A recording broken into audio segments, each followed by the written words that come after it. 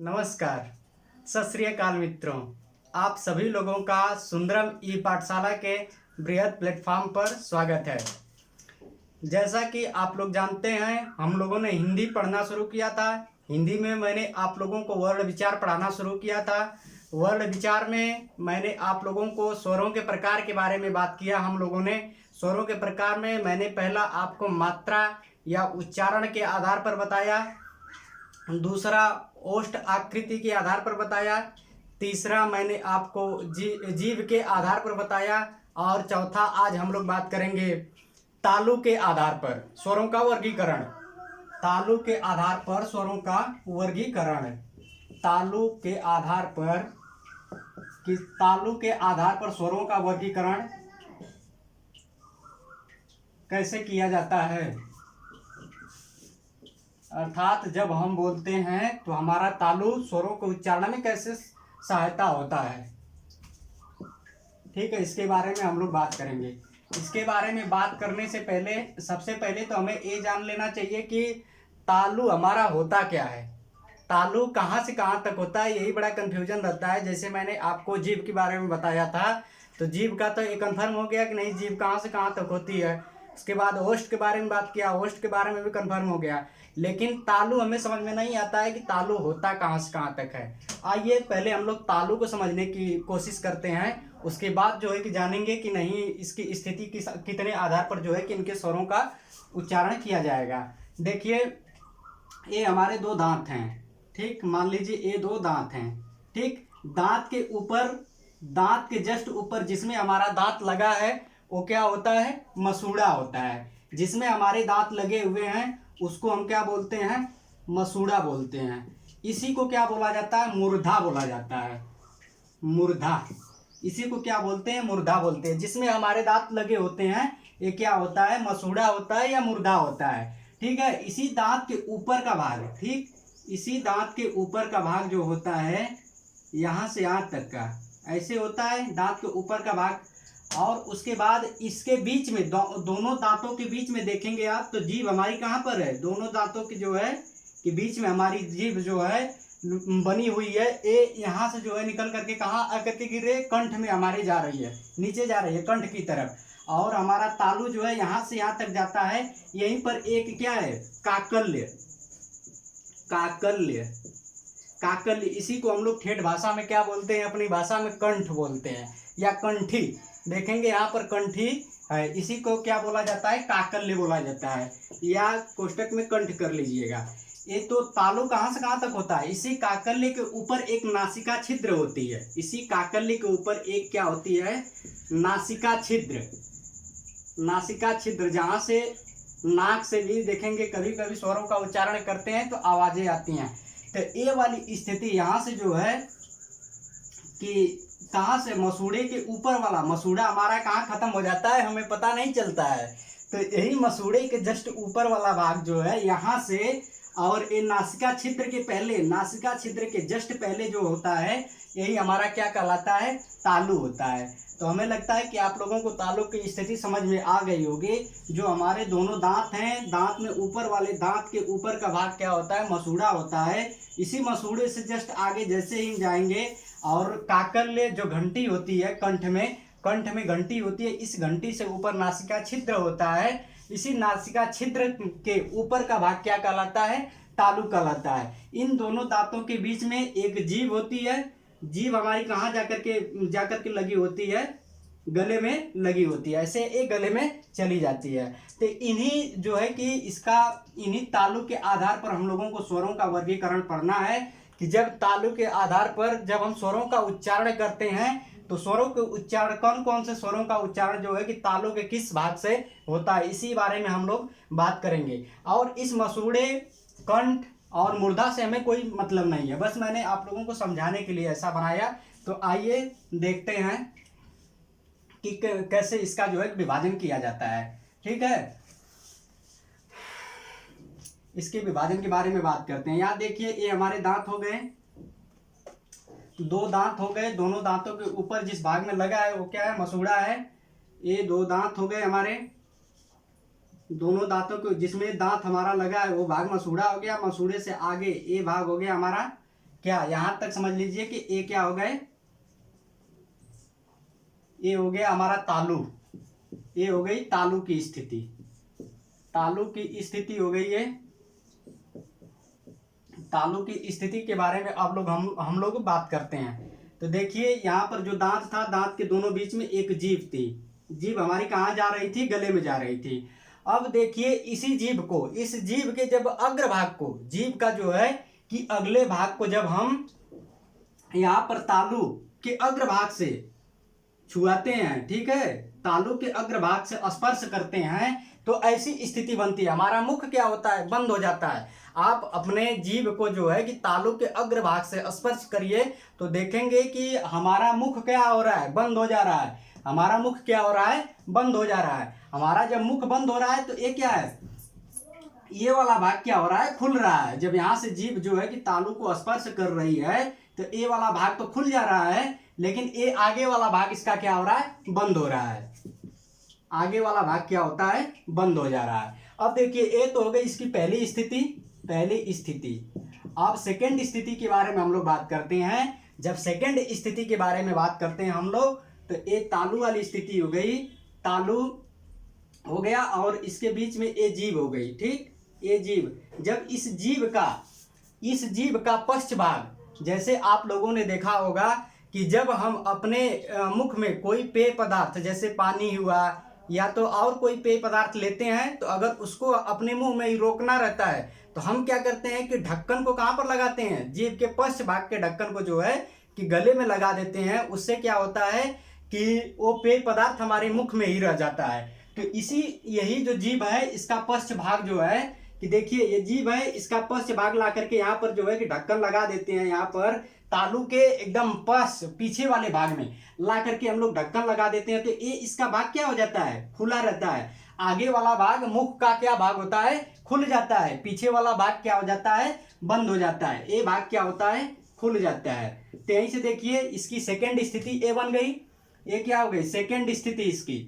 Second स्थिति में हमने देखा क्या हुआ, मुख हमारा खुल रहा है। जब जीभ का पश्च भाग जाकर के तालु के पश्च भाग को स्पर्श कर रहा है तो जीभ हमारी क्या कर रही है, हमारा मुख क्या हो रहा है कि खुल जा रहा है। और जब वही जीभ हमारे तालु के अग्रभाग को स्पर्श कर रही है तो हमारा जो है कि पश्च भाग क्या हो रहा है, खुल जा रहा है, और अग्रभाग क्या हो जा रहा है, बंद हो जा रहा है। ये क्या हो गया, बंद हो गया, और ये क्या हो गया, खुल गया। इसी बंद भाग को हम लोग क्या बोलते हैं हिंदी में, इसी बंद भाग को क्या बोला जाता है, समृत बोला जाता है।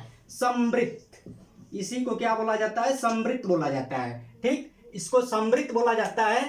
देखिए ये बंद है, बंद का क्या है, ये विलोम खुला है। बंद का विलोम हो गया खुला, तो ये हो गया समृत। समृत का विलोम क्या हो जाएगा, समृत का विलोम इस खुला को हम लोग क्या बोलेंगे, विवृत। विवृत, इसका क्या हो जाएगा, विवृत हो जाएगा। ये समृत का मतलब क्या होता है, बंद। विवृत का मतलब क्या होता है, खुला होता है। इसी को हम लोग क्लोज कर सकते हैं, क्लोज। और इसको क्या बोल सकते हैं, ओपन। ठीक, इसी को क्लोज और इसी को ओपन बोल सकते हैं। ये तो सेकंड स्थिति हो गई। अब आइए इसके थर्ड स्थिति और फोर्थ स्थिति के बारे में जानते हैं। आइए इसके थर्ड और फोर्थ स्थिति के बारे में हम लोग जानते हैं कि थर्ड और फोर्थ स्थिति क्या होती है। तालु के आधार पर स्वरों का वर्गीकरण कुल कितने प्रकार से होता है, 4 प्रकार से होता है। ठीक है, 4 प्रकार से होता है, जानते रहिए। हम लोग 2 प्रकार के बारे में, 2 स्थिति के बारे में इसके जान लिए। अब हम आते हैं इसकी तीसरी स्थिति के बारे में जानने की, तीसरी और चौथी स्थिति के बारे में जानने की कोशिश करते हैं। आइए देखिए, ये तालु हो गए हमारे, ये क्या हो गया, तालु हो गया। यहाँ से यहाँ तक ये हमारी क्या हो गई, जीवा हो गई। ठीक, ये जीवा हो गई। सही तो बन नहीं पा रहा है, लेकिन आप लोग जान जाइए कि जीवा हो गई। जब देखिए यही जीभ का अग्रभाग यहाँ से जाकर के इसके मध्य भाग को क्या करता है, स्पर्श करता है, तो ये स्थिति बन जाती है। इधर का क्या होता है, आधा भाग क्या होता है, खुल जाता है। आधा भाग क्या होता है, खुल जाता है, आधा खुला। ठीक, लेकिन जब यही भाग जाकर के इधर इसके ये पीछे वाला भाग आकर के इसके मध्य बिंदु को स्पर्श करता है तो ए वाला भाग क्या होता है, इधर का इसका भाग खुल जाता है, और ए भाग क्या होता है, आधा क्या हो जाता है, बंद हो जाता है।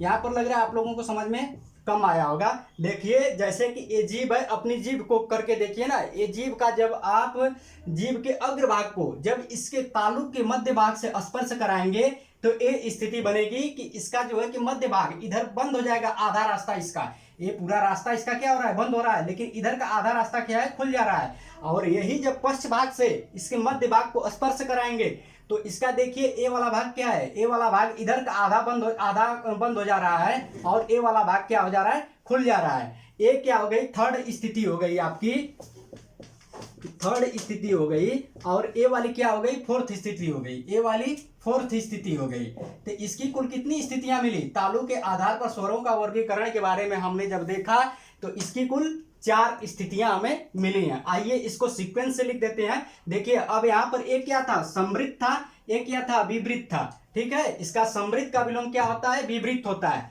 ठीक, जैसे कि समृद्ध का मतलब बंद होता है, विवृत का मतलब खुला होता है। तो इसी तरह से अब इसका जो है कि इसका नाम क्या हो जाएगा, आधा खुला, आधा खुला है ना, तो अब क्या हो जाएगा, अर्ध समृद्ध हो जाएगा। अर्ध, आधा खुला वाला क्या हो जाएगा, अर्ध, सॉरी, आधा खुला वाला अर्ध विवृत हो जाएगा। आधा खुला का मतलब क्या हो जाएगा, आधा खुला बराबर अर्ध विवृत, अर्ध विवृत। और आधा बंद क्या हो जाएगा, अर्ध समृद्ध हो जाएगा। आधा बंद क्या हो जाएगा, अर्ध समृद्ध। आधा बंद मतलब क्या हो जाएगा, अर्ध समृद्ध हो जाएगा, अर्ध समृद्ध। आइए इसको एक सीक्वेंस के हिसाब से हम लोग सजाते हैं, इसको हम पूरा डिलीट करते हैं और एक सीक्वेंस के आधार से इसको हम लोग लगाते हैं। ठीक है, एक सीक्वेंस के आधार से लगाने की कोशिश करते हैं, इसको कैसे लगेगा आइए देखते हैं। आप लोगों ने देखा कि तालु की स्थिति के आधार पर कुल हम कितने प्रकार से इसका स्वरों का वर्गीकरण कर सकते हैं या स्वरों का उच्चारण करते हैं। कुल 4 प्रकार से स्वरों का उच्चारण करते हैं। ये चीजें जल्दी समझ में आती नहीं है और किसी बुक में जल्दी जो है कि ऐसा लिखा नहीं मिलेगा। ठीक है, आप लोग जो है कि अगर कम समझ में आ रहा होगा तो वीडियो को पुश करके या आगे पीछे करके देख लीजिएगा। ठीक, आइए हम लोग 4 स्थिति के बारे में इसकी बात करते हैं। हम लोगों ने देखा कि तालु की कितनी स्थितियां होती हैं, 4 होती हैं। पहला भाग हमें मिला क्या, खुला वाला पहला भाग मिला। पहला भाग हमें खुला मिला, तो खुला को मैंने क्या बोला, पहला भाग इधर का भाग क्या था, बंद था, आगे का मुख क्या था, बंद था। तो मैंने बंद को क्या बताया, समृद्ध। ठीक, बंद को क्या बताया मैंने, समृद्ध, समृद्ध। बंद वाला भाग क्या हुआ, समृद्ध। इसको हम लोग क्या बोलेंगे, बंद, कोष्टक में ये बंद हो जाएगा। उसके बाद आपका हो जाएगा अर्ध समृद्ध, अर्ध समृद्ध। अर्ध समृद्ध का मतलब आधा बंद। ठीक, आधा बंद। इसके बाद हम लोग बात करेंगे अब विवृत, विवृत, विवृत। विवृत का मतलब क्या हो जाएगा, खुला। समृद्ध का मतलब बंद, विवृत का मतलब खुला। अब अर्ध विवृत की बात करते हैं। अर्ध विवृत, अर्ध विवृत का मतलब आधा खुला, आधा खुला। ठीक, आधा खुला हो गया है ना। अब देखिए स्वरों, मैंने आप लोगों को बताया कि स्वर कुल कितने होते हैं, स्वरों की संख्या कुल कितनी होती है, स्वरों की संख्या कुल कितनी होती है, 11 होती है। ठीक है, स्वरों की संख्या मैंने आप लोगों को बताया कि कुल 11 होती है। कौन कौन से स्वर होते हैं, अ, आ, लघु ई, दीर्घ ई, लघु उ, दीर्घ उ, उसके बाद री, ए, ऐ, ओ और औ। कितने हो गए, टोटल 11 हो गए। जैसे आप लोग देखते होंगे एक छोटे बच्चे को लेकर के जब हम डॉक्टर के पास जाते हैं तो डॉक्टर उस बच्चे को देखता है तो बच्चे से कहता है कि बेटा आ, मुंह खोलो और आ बोलो, आ करो। तो बच्चा जो है कि आ करता है तो उसका मुख क्या होता है, पूरा खुल जाता है। ठीक है, उसका मुख क्या होता है, पूरा खुल जाता है। तो आइए इसी आधार पर अब हम लोग क्या करेंगे कि स्वरों का वर्गीकरण करेंगे। ठीक है, स्वरों का वर्गीकरण करेंगे। आइए देखते हैं कैसे स्वरों का वर्गीकरण करेंगे। जब डॉक्टर के पास आप एक बालक को लेकर के जाते हैं तो बालक उस बच्चे से कहता है कि आ करो। तो बालक जब आ करता है तो आप देखेंगे उसका मुख क्या होता है, पूरा खुल जाता है। ठीक है, उसका मुख पूरा खुल जाता है। तो वो कहाँ पर आ जाएगा, जब पूरा मुख खुलेगा तो जब खुला कौन सा है, विपरीत है, तो इसका पूरा मुख खुल जाता है, तो ये किस में आ जाएगा, विपरीत में आ जाएगा। आ आपका कहाँ पर आ जाएगा, यहाँ पर विपरीत में आ जाएगा आ, ठीक है, ये आ विपरीत में हो गया। और जब अ का उच्चारण करिए, अ का जब हम उच्चारण कर रहे हैं तो मुख हमारा पूरा नहीं खुल रहा है। जैसे आ में हमारा मुख पूरा खुल जा रहा है, लेकिन अ में हमारा मुख क्या कर रहा है कि आधा खुल रहा है। अ में हमारा मुख क्या हो रहा है, आधा खुल रहा है, तो ये क्या हो गया, अ हो गया, ठीक है, ए आ हो गया, ठीक, अ आ दो तो हो गए। अब इस बाकी ई उ री 5 जो है, इन पांचों को समृत में रखिए। अब इसके बाद उच्चारण करिए, जैसे ई उ री, इसका जब हम उच्चारण कर रहे हैं तो क्या हो रहा है, हमारा मुख बंद हो जा रहा है। ई देखिए हमारा मुख क्या हो रहा है, बंद हो जा रहा है। तो ये किसमें आ जाएंगे, ये पांचों जो है कि आपका किसमें आ जाएंगे, ये पांचों समृत में आपके आ जाएंगे। कौन कौन से, लघु ई, दीर्घ ई, और उसके बाद लघु उ, दीर्घ उ, उसके बाद आपका री, ये पांचों किसमें आ जाएंगे, समृत में आ जाएंगे। अब इसके बाद अब बचे कितने आपके, ए 5 2 ए 7 तो हो गए, ठीक। अब बचे हमारे कितने, 4 बच गए। ए ऐ ओ औ, ए ऐ ओ औ हमारे बच गए ना। अब देखिए इसमें क्या करेंगे, आप पहले ए को रखिए यहां पर, अर्ध समृत में ए, सबसे पहले क्या आ जाएगा, ए आ जाएगा। ए के बाद आप जो है अर्ध विपरीत में ऐ, ए के बाद ऐ, एक ऊपर एक नीचे, सेकंड और फोर्थ में, सेकंड और फोर्थ में जब रखना शुरू करते हैं तो ए को भाई ऊपर रखिए। तो जब ए को ऊपर रख रहे हैं तो ए भी जो है कि कह रहा है कि अर्ध समृत है, ए अर्ध विपरीत है। तो ए कह रहा है कि भाई आपके पास एक हो गए तो हमारे पास भी ए, हम आपसे बड़े हैं तो हमें भी ऐ के रूप में आना चाहिए। तो यहाँ पर ए हो गया, ए के बाद क्या हो गया, ऐ हो गया। अब उसके बाद फिर यहाँ पर क्या रखो, ओ के बाद जो है कि इसमें फिर क्या रखो, औ हो जाएगा हमारा। इस हिसाब से जो है कि इसका वर्गीकरण हो गया। देखिए कैसे इसका वर्गीकरण हो गया है। हमने आपको बताया कि तालु की स्थिति के आधार पर स्वरों का वर्गीकरण कुल कितने प्रकार से किया जाता है, कुल 4 प्रकार से किया जाता है, ठीक है।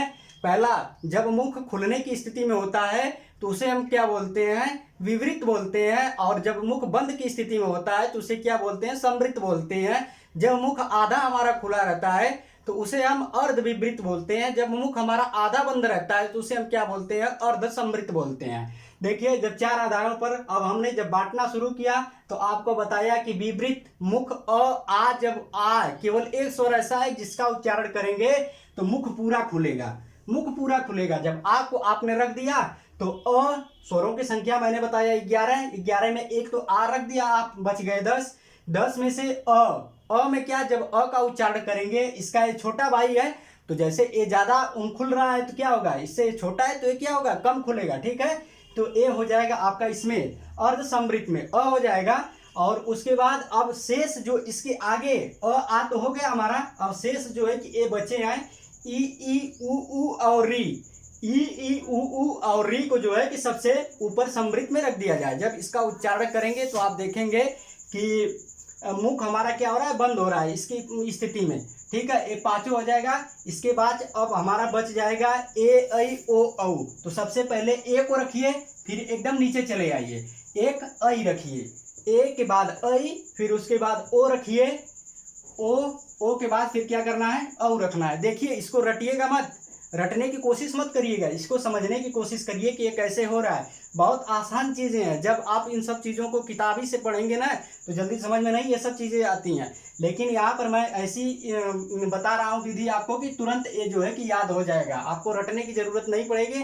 और रटने की आदत छोड़ दीजिए, आप लोग समझने की कोशिश किया करिए कि इसका बेस क्या है, ठीक है। आइए इस आधार पर हम लोगों ने देख लिया, एक बार और आप लोगों को बता देते हैं इसका। आइए एक बार फिर से करके हम लोग सीख लेते हैं। यहीं पर देख लीजिए कौन कौन कैसे कैसे होते हैं, फिर से मिटा करके मैं पूरा स्थिति को बता रहा हूँ आप लोगों को।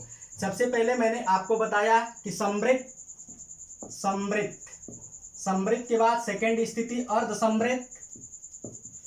समृत, उसके बाद थर्ड स्थिति विवृत, उसके बाद फोर्थ स्थिति अर्ध विवृत, ठीक। विपरीत का मतलब खुला होता है, समृद्ध का मतलब क्या होता है, बंद होता है। विपरीत का विलोम क्या है, समृद्ध है, ठीक है, समृद्ध। अब इसमें मैंने आपको बताया कि सबसे पहले आपको लिखना क्या है, आ लिखना है। सबसे पहले आपको क्या लिखना है, आ लिखना है। यहाँ पर आ आपने लिख दिया सबसे पहले। आ के बाद अब इसके बाद जो है कि नीचे आइए, इसी से अ लिख दीजिए। अब अ आ हो गया। इसके बाद अब ऊपर चले जाइए, इसके बाद ई उ और क्या हो गया आपका, री हो गया, री हो गया। इसके बाद अब फिर इसमें आ जाइए, उसके नीचे अब बचा हमारा कितना, 4 ठो बचा है। तो ए को सबसे ऊपर लिख दीजिए सेकंड वाले में, और उसके बाद सेकंड के बाद फोर्थ में चले आइए। ए को आई हो जाएगा, फिर उसके बाद सेकंड में जाइए, ओ लिख दीजिए, और फिर फोर्थ में चले आइए, औ लिख दीजिए। ठीक हो गया, आपका स्वरों का वर्गीकरण हो गया। आइए इसके बाद हम लोग बात करेंगे 5वें नंबर पर, अनुनासिकता के आधार पर स्वरों का वर्गीकरण। अनुनासिकता के आधार पर स्वरों का वर्गीकरण 5वां हम लोग बात करेंगे, अनुनासिकता के आधार पर स्वरों का वर्गीकरण। अनुनासिकता क्या होती है, आइए देखते हैं अनुनासिकता क्या होती है, और इसके आधार पर स्वरों का वर्गीकरण कुल कितने प्रकार से किया जाता है। ठीक है, अनुनासिकता के आधार पर स्वरों का वर्गीकरण। अनुनासिकता के आधार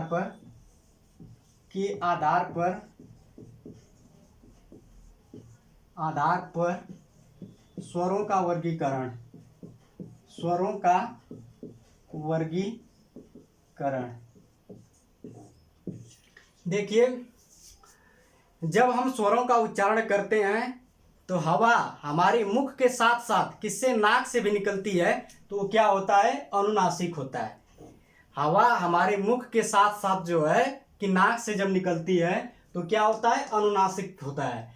अनुनासिकता के आधार पर स्वरों का वर्गीकरण कुल कितने प्रकार से किया जाता है, कुल 2 प्रकार से किया जाता है। अनुनासिकता के आधार पर स्वरों का वर्गीकरण कुल 2 प्रकार से किया जाता है। पहला इसमें देखिए, अनुनासिकता के आधार पर पहला अनुनासिक हो जाएगा, अनुनासिक, और दूसरा आपका हो जाएगा निर्नुनासिक। दूसरा आपका हो जाएगा निर्नुनासिक, निर्नुनासिक, निर्नुनासिक। पहला अनुनासिक, दूसरा निर्नुनासिक। अनुनासिकता के आधार पर स्वरों का वर्गीकरण कुल कितने प्रकार से किया जाता है, 2 प्रकार से किया जाता है। एक हो जाएगा आपका अनुनासिक, दूसरा क्या हो जाएगा, निर्नुनासिक। ये निर्नुनासिक क्या होता है, ये तत्सम होता है, तत्सम, तत्सम होता है। एक क्या होता है, तद्भव होता है, तद्भव। ये जूनियर असिस्टेंट में पूछा था कि अनुनासिक का तत्सम रूप कौन सा है, तो इसमें देखिए अनुनासिक, अनुनासिक का मतलब क्या होता है, चंद्र बिंदु होता है। अनुनासिक का मतलब जानते रहिए आप लोग, क्या होता है, चंद्र बिंदु होता है। तो जितने भी चंद्र बिंदु वाले अगर आप लोग शब्द देखेंगे वो क्या होंगे, सब तत्सम होंगे। ये तत्सम और तद्भव जब हम आप लोगों को पहचानना बताएंगे तो उसमें बताएंगे कि जितने अनुनासिक वाले जो है कि शब्द होते हैं वो क्या होते हैं, तत्सम होते हैं, सॉरी तद्भव होते हैं। और निर्नुनासिक का मतलब बिना नाक की सहायता से। आइए अनुनासिक के बारे में हम लोग बात करते हैं। मैंने आप लोगों को बताया कि अनुनासिक होता है जब हम स्वरों का उच्चारण करते हैं तो हवा हमारे मुख के साथ साथ किससे, नाक से भी निकलती है, वो क्या होता है, अनुनासिक होता है। अनुनासिक देखिए 2 पार्टों में टूटता है, अनु प्लस नासिक, अनु प्लस नासिक। अनु का मतलब क्या मैंने बताया था, पीछे पीछे, ठीक है। अनु का मतलब पीछे पीछे या बाद में, पीछे पीछे या बाद में मैंने बताया था। नासिक का मतलब किसके, नाक के, नाक के बाद में। अर्थात जब हम स्वरों का उच्चारण करते हैं तो हवा हमारी कहाँ से निकलती है, मुख के साथ साथ नाक से भी निकलती है, तो क्या होता है, अनुनासिक कहलाता है। अनुनासिक में कौन से आ जाएंगे, जैसे अनुनासिक में अगर बात किया जाए अनुनासिक की, तो अनुनासिक में हमारे आ जाएंगे जितने चंद्रबिंदु वाले शब्द हैं सब क्या आ जाएंगे, अनुनासिक आ जाएंगे। जैसे हम स्वरों को देख लें, स्वरों में क्या है हमारा, कि स्वरों में देखेंगे कि अ आ ई है, तो ये क्या होते हैं, निर्नुनासिक, निर्नुनासिक स्वर होते हैं, क्योंकि इस पर चंद्रबिंदु नहीं लगी रहती है। अगर इस पर चंद्रबिंदु लग जाती है तो ये क्या हो जाते हैं, अनुनासिक हो जाते हैं। आइए इसको हम लोग देखते हैं कैसे। जैसे के बाद आ के बाद ई के बाद दीर्घ ई, फिर उसके बाद ऊ, इसी तरह से डाट डाट अपना चले जाएगा। 11 जितने स्वर होते हैं। तो ये क्या है, इस समय निर्नुनासिक है। ये क्या है, निर्नुनासिक। लेकिन इसी पर जब जो है कि चंद्रबिंदु लगा दी जाती है, ये चंद्रबिंदु लगा दी जाती है, तो ये क्या होते हैं, अनुनासिक होते हैं। इसी पर जब चंद्रबिंदु लग जाती है तो ये अनुनासिक होते हैं। देखिए, जिस स्वर के ऊपर अगर मात्रा होती है तो उसमें ये केवल क्या लगा जाता है, अनुस्वार लगाया जाता है। इसमें चंद्रबिंदु नहीं लगाया जाता है। ठीक, इसमें केवल अनुस्वार लगाया जाता है। तो ये क्या हो गए, अनुनासिक हो गए। निर्नुनासिक की हम लोग बात करेंगे। निर्नुनासिक क्या होता है, निर्नुनासिक निर्नुनासिक की अगर हम लोग बात किया जाए तो ये दो शब्दों से मिलकर के बना है, निर प्लस अनुनासिक। अनुनासिक, निर्नुनासिक जो है निर प्लस अनुनासिक से मिलकर के बना है। निर का मतलब क्या होता है, नहीं। ठीक, अनुनासिक मतलब नाक की सहायता से, या अर्थात जिन स्वरों का उच्चारण जो है नाक की सहायता से नहीं किया जाता है वो क्या होते हैं, निर्नुनासिक होते हैं। तो नाक की सहायता से नहीं किया जाएगा, किसकी सहायता से किया जाएगा, मुख की सहायता से जिन स्वरों का उच्चारण किया जाता है वो क्या होते हैं, निर्नुनासिक होते हैं। ये दो शब्दों से निर प्लस अनुनासिक से मिलकर के बना है। जैसे में देख लीजिए, इसमें जैसे में आप देखेंगे अ, आ, ई,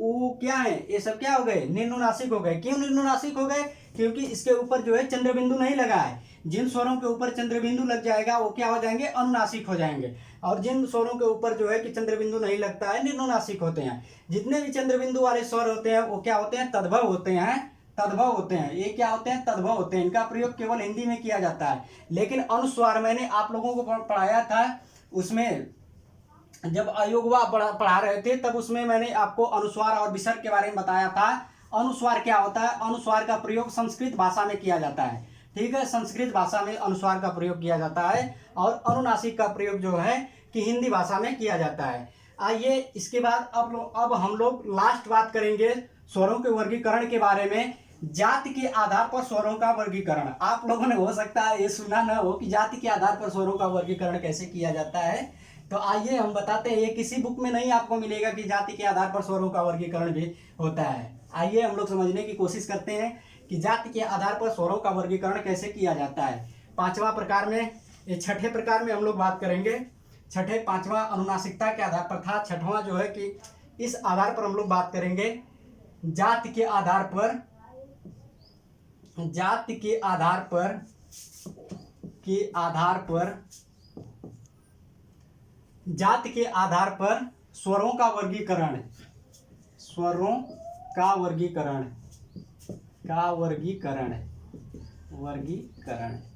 जाति के आधार पर स्वरों का वर्गीकरण कितने प्रकार से किया जाता है, दो प्रकार से किया जाता है। जाति के आधार पर स्वरों का वर्गीकरण को कितने प्रकार से किया जाता है, दो प्रकार से किया जाता है। एक सजाति, एक आपका हो जाएगा सजाति, दूसरा नंबर हो जाएगा विजाति।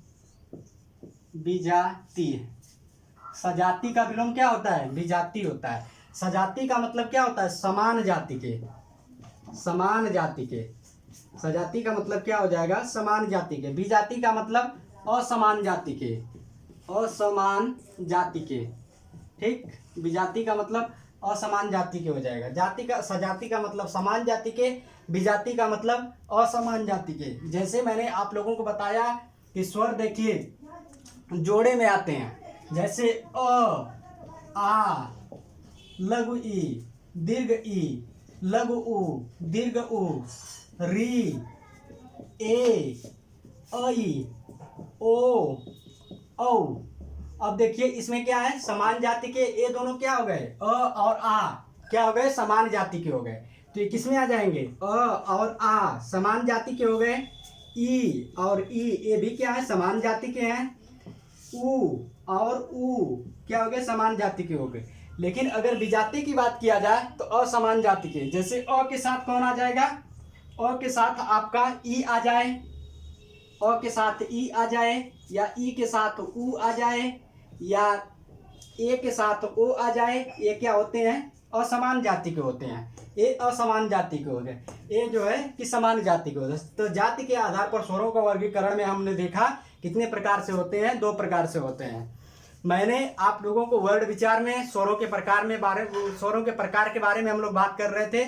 मैंने आपको स्वरों के प्रकार के बारे में पहला बताया मात्रा या उच्चारण के आधार पर, उसके बाद दूसरा ओष्ठ आकृति के आधार पर बताया, तीसरा मैंने जीव के आधार पर 3 प्रकार बताए कि जीव के आधार पर 3 प्रकार का होता है, ओष्ठ के आधार पर 2 प्रकार के बताए।